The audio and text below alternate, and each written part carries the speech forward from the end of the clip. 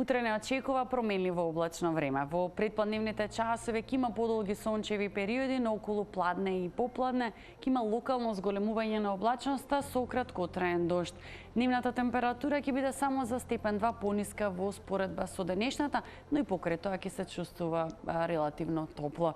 Во Скопје очекуваме да има променливо облачно време и во Скопје во предпладневните часови со повеќе сонце, но веќе во втората половина од денот и во Скопје ќе има услови, но сосема слаба нестабилност. Во Скопје очекуваме утре максимална дневна температура до 20 степени, како и во Велес, Куманово 19, Гостивар 16, Маврово минимална температура 7 степени, оде максимум до 14 степени, како и во Крушево. Битола и Охрид 21, Девар 17, Притор утре со максимална дневна температура до 18 степени. Во југоисточните делови од зимјава ќе биде нешто постабилно со повеќе сонце, но и повисока дневна температура, максимум за Гевгелија утре до 26 степени.